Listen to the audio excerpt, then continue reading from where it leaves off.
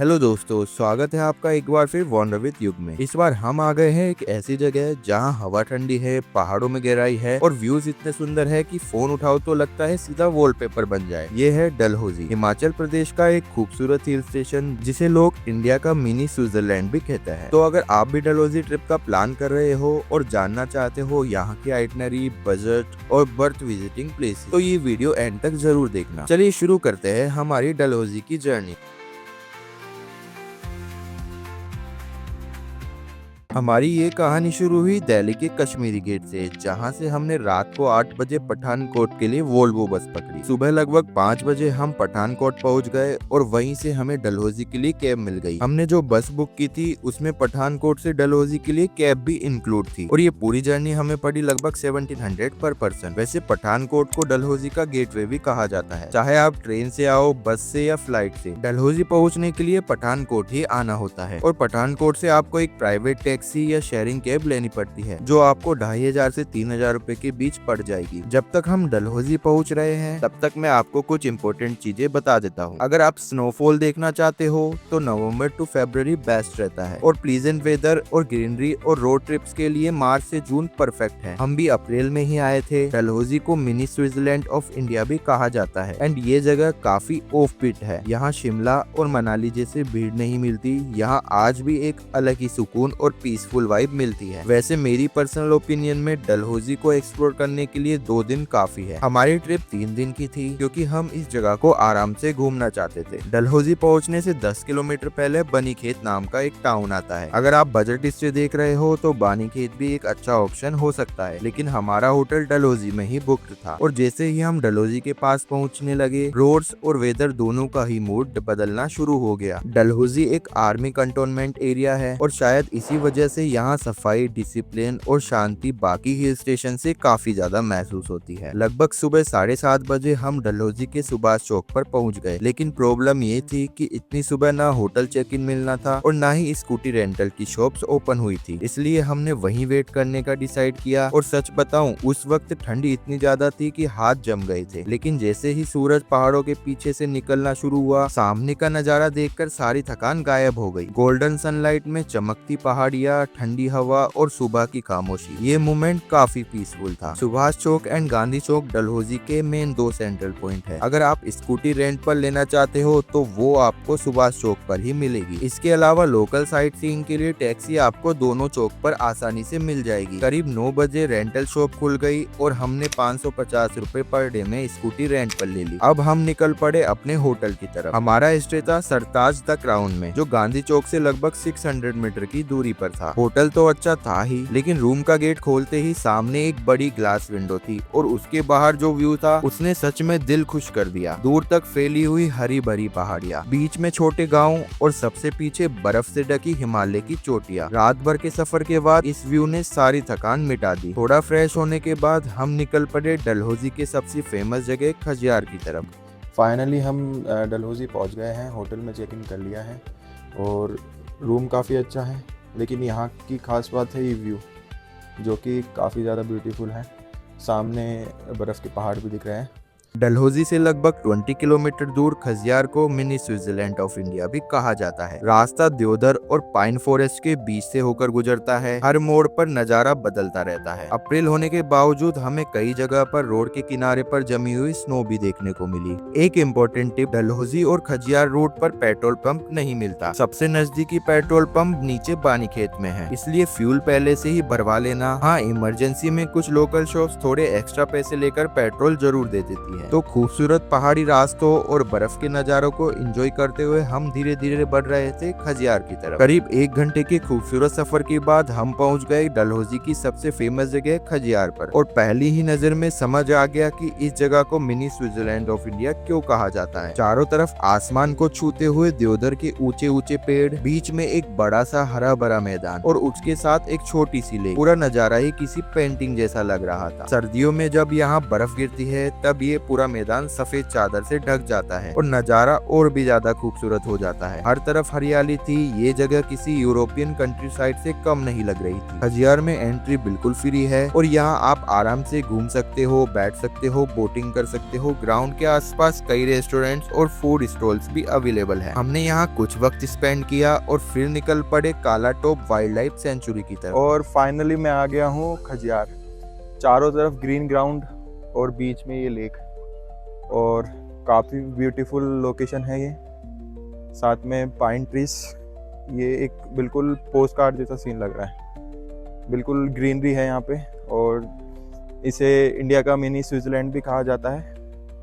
तो अगर आप डलहौजी आ रहे हो तो ऑब्वियसली ये काफ़ी मस्ट विजिट प्लेस है, आप जरूर आना यहाँ पे। लगभग 40 मिनट के सफर के बाद हम पहुंच गए काला टॉप के एंट्री गेट पर। यहाँ से सेंचुरी का मेन एरिया करीब 3 किलोमीटर दूर है। स्कूटी के लिए एंट्री चार्जेस 50 और कार के लिए 200 है। एंट्री गेट के बाद हमने शुरू किया 3 किलोमीटर का सफर। शुरुआत में रोड काफी अच्छी थी, लेकिन बाद में रास्ता थोड़ा रफ होता गया। काला टॉप का नाम ही इसकी पहचान है। घने देवदार के पहाड़ों की वजह से दूर से पूरा एरिया डार्क या ब्लैक सा दिखता है और इसी वजह से इसका नाम काला टॉप पड़ा। अंदर का एरिया काफी अच्छी तरह से डेवलप किया गया है। वॉकिंग ट्रेल, फॉरेस्ट पाथ्स और ओपन व्यू पॉइंट मिलकर इस जगह को नेचर लवर्स के लिए परफेक्ट डेस्टिनेशन बना देते हैं। हम भी धीरे धीरे जंगल के बीच बने रास्तों पर चलते हुए आगे बढ़े। हर तरफ ऊंचे देवदार के पेड़ थे और ठंडी पहाड़ी हवा एक अलग ही सुकून दे रही थी। यहाँ कुछ कैफेज भी बने हुए हैं जहाँ बैठकर आप चाय के साथ हिमालय की स्नो केप माउंटेन्स भी देख सकते हो। कुछ देर नेचर को एंजॉय करने के बाद हम निकल पड़े आज के लास्ट डेस्टिनेशन की तरफ, देनकुंड ट्रेक और फुलानी माता टेम्पल की तरफ। वैसे एक इंटरेस्टिंग बात यह है कि खजियार, काला टॉप, देनकुंड और फुलानी माता टेम्पल, ये चारों अट्रैक्शन लगभग एक ही रूट पर पड़ते हैं, इसलिए इन्हें एक ही दिन में कवर किया जा सकता है। काला टॉप से निकलने के बाद हम पहुंच गए देनकुंड ट्रेक के स्टार्टिंग पॉइंट पर। यहीं से फुलानी माता टेम्पल का रास्ता भी जाता है। हमने अपनी स्कूटी पार्किंग में खड़ी की और शुरू किया लगभग 2 किलोमीटर का ट्रैक। इसी ट्रैक को देनकुंड ट्रैक के नाम से भी जाना जाता है। ट्रैक बहुत लंबा नहीं है, लेकिन लगातार चढ़ाई की वजह से सांसें जरूर फूलने लगती है। इस ट्रैक की खास बात उसकी डेस्टिनेशन के साथ उसके रास्ते में मिलने वाले व्यूज भी है। जैसे जैसे हम ऊपर बढ़ रहे थे वैसे वैसे चारों तरफ का नजारा और भी खूबसूरत होता जा रहा था। एक तरफ खुली पहाड़ी ढलान, दूसरी तरफ गहरी वादियां और बीच में पहाड़ों को काट कर बना हुआ ये ट्रेल। ऐसा लग रहा था जैसे किसी मूवी के सीन में चल रहे हो। और शाम की गोल्डन सनलाइट पूरे लैंडस्केप को और भी ज्यादा खूबसूरत बना रही थी। लगभग 1 घंटे बाद हम मंदिर के पास पहुंच गए। पहाड़ी की चोटी पर बना ये लाल रंग का मंदिर शाम की सुनहरी रोशनी में और भी ज्यादा खूबसूरत लग रहा था। माता के मंदिर के आसपास हर तरफ लाल ध्वज, घंटियां और सैकड़ों त्रिशूल चढ़ाए हुए नजर आ रहे थे। लोकल लोग अपनी मान्यता पूरी होने पर यहाँ त्रिशूल और ध्वज चढ़ाते हैं। लोकल लोग मानते हैं कि माता फुलानी पूरे क्षेत्र की रक्षा करती है और इसी वजह से यहाँ दूर दूर से दर्शन करने लोग आते हैं। हमने भी मंदिर में दर्शन किए और कुछ देर वहीं बैठकर उस जगह की शांति को महसूस किया। दर्शन के बाद हमें पता चला कि मंदिर की सबसे खास बात अभी बाकी थी। मंदिर के पास ही एक जगह लिखा था कैलाश दर्शन। वहां जाकर देखा तो दूर आसमान के नीचे चमकती हुई बर्फ से ढकी पहाड़ियां नजर आ रही थी। साफ मौसम में यहाँ से पवित्र मणिमहेश कैलाश पर्वत के दर्शन भी होते हैं, जो भगवान शिव का निवास स्थान माना जाता है। सोचो यार, माता फुलानी का दर्शन और कैलाश पर्वत का दिव्य नजारा दोनों एक ही जगह पर हो जाता। माता के मंदिर के पास शिव जी का छोटा सा मंदिर भी बना हुआ है और पूरा माहौल बहुत ही स्पिरिचुअल फील देता है। सो गाइस, अभी मैं हूँ फुलानी माता मंदिर के अंदर। 2 किलोमीटर का ये ट्रैक था, थोड़ा इजी टू मॉडरेट ही था। कभी सीधा ट्रेल था, कभी थोड़ी चढ़ाई थी, कभी ढलान थी। ऊपर से व्यूज़ काफ़ी ज़्यादा शानदार दिख रहे हैं और अभी सनसेट का टाइम हो रहा है। और पास में ही जोट वैली का ट्रैक है, जो कि मैं अभी आगे दिखाऊंगा, वो आप कर सकते हो। हम आज कर नहीं रहे क्योंकि अभी सनसेट का टाइम हो गया और वो करेंगे तो रात हो जाएगी पहुंचने में। हमारा होटल यहाँ से ऑलमोस्ट 12-13 किलोमीटर दूर है। वहाँ जाने में भी अभी 1 घंटा लगेगा। पहाड़ों में टाइम का पता भी नहीं चलता कब सूरज जल जाएगा। और तो आज का दिन अभी हम यहीं समाप्त करते हैं। तो गाइस, ये मंदिर के पीछे से ही आप यहाँ से होते हुए ये जोट वैली का ट्रैक है, जो कि इंस्टाग्राम वगैरह पर काफ़ी थोड़ा फेमस है, तो आप यहाँ से कर सकते हो। ये 5 किलोमीटर का ट्रायल है। और इसी के साथ हमारा डलहौजी का पहला दिन यहीं खत्म हो जाता है। डे 2 की शुरुआत होती है एक नए एडवेंचर के साथ। गुड मॉर्निंग गाइस, आज है हमारा डलहौजी में डे 2 और अभी हम निकल रहे हैं चंबा की तरफ। मौसम थोड़ा ख़राब हो रहा है आज और ठंड भी बहुत ज़्यादा है। कल का दिन काफ़ी अच्छा था, ट्रैकिंग की और न्यू डेस्टिनेशन वगैरह देखी। और आज भी हमारा कुछ ऐसा ही है, बोटिंग वगैरह करने का।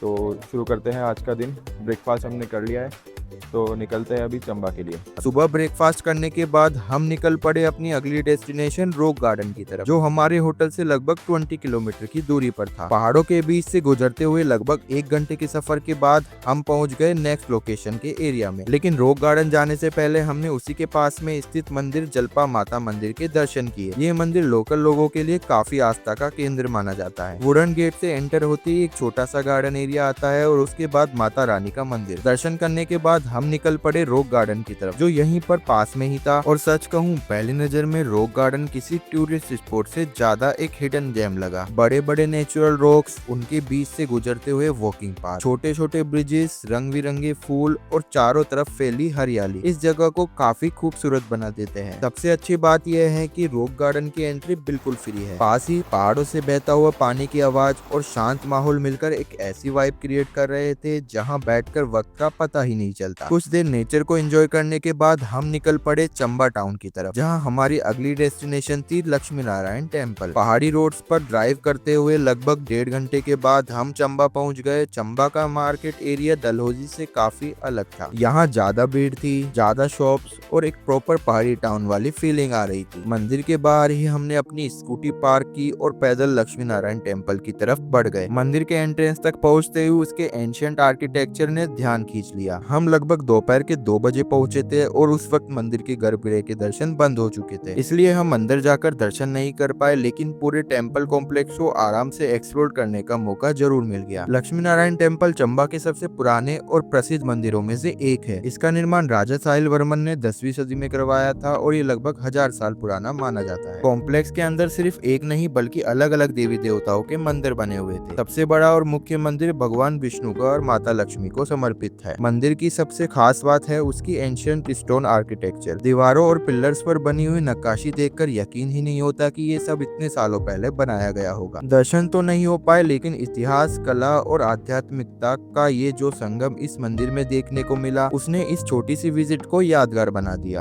अभी मैं आ गया हूँ डलहौजी के पास चंबा में लक्ष्मी नारायण मंदिर। काफ़ी पुराना मंदिर है, आर्किटेक्चर भी बड़ा ब्यूटीफुल है। अभी मंदिर बंद है क्योंकि हम 1 बजे के आसपास यहाँ पहुँचे हैं, तो क्लोजिंग टाइम है इसका। शायद ये 4-5 बजे ओपन होगा। लेकिन आर्किटेक्चर काफ़ी पुराना और यूनिक है, तो आप ज़रूर आना यहाँ पे। डलहौजी से हमको ऑलमोस्ट 1.5 घंटे लगे यहाँ पे आने में, लेकिन वर्थ इट है। अभी इसी के पास कुछ और लोकेशंस भी है, वो भी आज हम विजिट करेंगे। अब हम निकल पड़े अपनी अगली डेस्टिनेशन भलई माता मंदिर की तरफ। ये मंदिर चंबा से लगभग 32 किलोमीटर की दूरी पर था। रास्ते पर बारिश होती रही, जिसकी वजह से सफर एक्सपेक्टेड से काफी लंबा हो गया। लेकिन सच कहूँ तो ये सफर भी किसी अट्रैक्शन से कम नहीं था। एक तरफ चमेरा लेक के नजारे और दूसरी तरफ बादलों से घिरी हरी भरी पहाड़ियाँ। लगभग 2 घंटे के इस खूबसूरत सफर के बाद हम पहुँच गए भलई माता मंदिर की तरफ। मंदिर के लिए पार्किंग से लगभग 300 मीटर की वॉक करनी पड़ती है। कवर्ड वॉकवेज होने की वजह से बारिश में भी यहाँ वॉक करना काफी आसान होता है। मंदिर का पूरा कॉम्प्लेक्स काफी वेल मेंटेन था। बारिश की वजह से भीड़ भी बहुत कम थी। भलई माता मंदिर की सबसे खास बात इसकी गहरी आस्था और पुरानी लोक कथा है। लोकल मान्यताओं के अनुसार माता भद्रकाली की प्रतिमा को जब एक जगह से दूसरी जगह ले जाया जा रहा था, तब ये मूर्ति इसी स्थान पर असामान्य रूप से भारी हो गई थी। इसे माता की इच्छा माना गया और यही मंदिर स्थापित किया गया। आज भी हिमाचल के लोग माता भलई को अपनी कुलदेवी के रूप में मानते हैं। जैसे ही हम मंदिर के अंदर पहुंचे, सामने माता रानी का दिव्य दरबार सजा हुआ था। रंग बिरंगे फूलों से सजा हुआ गर्भगृह और चमकती हुई चांदी की सजावट पूरे माहौल को और भी भव्य बना रही थी। कुछ लोकल लेडीज मिलकर माता का भजन भी गा रही थी। गाइस, मैं आ गया हूँ भलई माता टेम्पल पर। यहाँ थोड़ी सी वॉक करके आना पड़ता है, जैसा कि मैंने आपको वीडियो में दिखाया। और आज तो पूरे दिन बारिश हो रही है। जब से मैं चंबा से निकला हूँ तब से ही बारिश स्टार्ट थी। वहाँ से आने में मेरे को 1.5 घंटा लगा यहाँ पे, और थोड़ा भीगता भी आया था और ठंड भी काफ़ी ज़्यादा है। तो आप स्वेटर वगैरह भी लेके आना, चाहे आप किसी भी मौसम में यहाँ पर आओ। दर्शन के बाद हम होटल की तरफ वापस निकल पड़े। शाम के 5 बज चुके थे, लेकिन अभी एक अच्छी खबर मिली। पूरे दिन साथ चल रही बारिश अब रुक चुकी थी और मौसम धीरे धीरे साफ होने लगा था। बारिश के बाद हरियाली और भी ज्यादा चमक रही थी। होटल के रास्ते में चमेरा लेक बोटिंग पॉइंट पड़ता है, इसलिए हमने वहाँ रुकने का डिसाइड किया। इस लेक में जेट स्की, स्पीड बोट और मोटर बोट जैसे कई वाटर एक्टिविटीज के ऑप्शंस अवेलेबल है। हमारा प्लान चप्पू वाली बोट में आराम से बोटिंग करने का था, लेकिन वहाँ पहुंचकर पता चला कि वैसा कोई भी ऑप्शन अवेलेबल नहीं है, इसलिए हमने बोटिंग का प्लान कैंसिल कर दिया और कुछ देर लेक के किनारे बैठकर व्यूज को एंजॉय करते रहे। थोड़ी देर नेचर के साथ वक्त बिताने के बाद हम वापस होटल की तरफ निकल पड़े और इसी के साथ डलहौजी और चंबा ट्रिप का डे 2 यहीं खत्म होता है। गुड मॉर्निंग गाइस, आज है हमारा डलहौजी में डे 3 और आज हमारा ये फाइनल डे है। 3 दिन की हमारी ये ट्रिप थी, काफ़ी मज़ेदार रही। आज का लास्ट डे है और आज शाम को हमारी बस है, इसलिए हम ज़्यादा दूर नहीं जा पाएंगे, इसलिए आज आसपास के स्पॉट्स ही हम देखेंगे। और 2 दिन काफ़ी मज़ेदार रहे, हमने काफ़ी कुछ देखा। तो चलिए शुरू करते हैं आज का ये दिन। डे 3 स्टार्ट हुआ। ब्रेकफास्ट करने के बाद हम निकल पड़े डलहौजी से लगभग 5 किलोमीटर दूर पंचकूला वाटरफॉल की तरफ। कल की लगातार बारिश के बाद आज मौसम साफ और पहाड़ों के नज़ारे और भी ज्यादा खूबसूरत लग रहे थे। आज हमारा डलहौजी में आखिरी दिन था। सच कहूँ तो डलहौजी में देखने लायक मेजर अट्रैक्शन 2 ही दिन में आराम से कवर हो जाते हैं, इसलिए अगर आप ट्रिप का प्लान कर रहे हो तो 2 दिन की आइटनरी काफी रहेगी। तीसरे दिन आप रिलैक्स कर सकते हो या आसपास की छोटी छोटी लोकेशन देख सकते हो। पंचकूला पहुंचते ही अलग ही लेवल की वाइब महसूस होने लगी। नीचे रोड के पास वाटरफॉल का पानी बह रहा था और ऊपर जाने के लिए पत्थर की सीढ़ियां बनी हुई थी। लगभग 300 मीटर का छोटा सा ट्रैक था। रास्ते के दोनों तरफ कैफेस और शॉप्स लगी हुई थी, जहां पहाड़ी हैंडीक्राफ्ट, सोवेनियर और लोकल चीजें मिल रही थी। यहाँ आप काफी एडवेंचर एक्टिविटीज भी कर सकते हो। धीरे धीरे ऊपर पहुंचकर हम वाटरफॉल के बिल्कुल पास आ गए और देखा वहाँ एक छोटा सा वाटरफॉल बह रहा था। वाटरफॉल बहुत बड़ा नहीं था, लेकिन उस जगह की असली खूबसूरती उसके आसपास के एनवायरनमेंट में थी। पानी की आवाज, हरे भरे पेड़ और शांत माहौल मिलकर एक परफेक्ट रिलैक्सिंग स्पॉट क्रिएट कर रहे थे। हमने थोड़ी देर वहीं बैठकर टाइम स्पेंड किया। गाइस, अभी मैं हूँ वाटरफॉल पर। पंचकूला वाटरफॉल है, काफ़ी अच्छी वाइब है। पानी तो नहीं है यहाँ पे, लेकिन माहौल अच्छा है।